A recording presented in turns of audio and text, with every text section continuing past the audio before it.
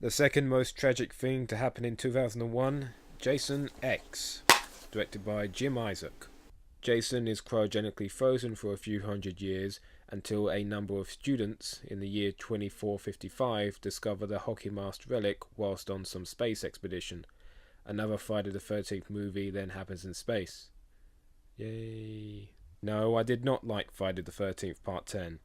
This film resides in the middle of an uncomfortable tug of war between a late 90s sci-fi thriller and an overproduced franchise slasher film. Jason X is all too ready to lampoon the franchise it meanderingly attempts to reboot, whilst never showing any real attempt to distance itself from the slice and dice and douchebags formula. The biggest strength of Jason X instead lies within how elaborate the script utilises the sci-fi genre, while still managing to remain just another franchise slasher film. This is also the film's greatest weakness. There are vicarious thrills to be had watching an android fight a cyborg Jason, but delve further into the stupidity and you find a franchise entry with an incredible amount of potential to breathe new life into the series, but is too afraid to veer away enough from the standards set by previous entries to instigate a new era in a then 20-year horror blockbuster franchise. Could the series truly have worked in space? Oh, fuck knows.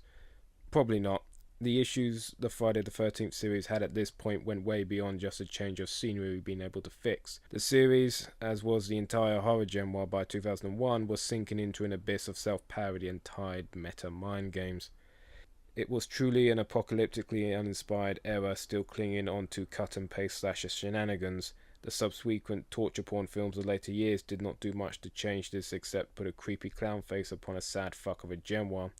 Brutality and for shits and giggles sadism didn't prevent a smart and jaded film audience with internet access from growing out of their need for campfire stories. The writing was on the wall years before Jason X came along.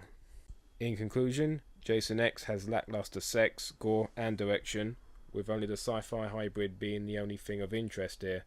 If you like the franchise you will probably dig it. I don't, so that's probably why I had such a bad time with it. If you are not already a fan of the Friday the 13th series, like me, you might find Jason X to be a dickless, condescending experience that overindulges within its fiscal comfort blanket of its namesake villain and the forgiving nature of its preconditioned audience. Jason X is patronising, cynical, glossy, unremarkable, and worst of all for any horror film, safe. Thank you for listening. Please remember to like, comment and subscribe. Tomorrow's film is 2009's Against the Dark.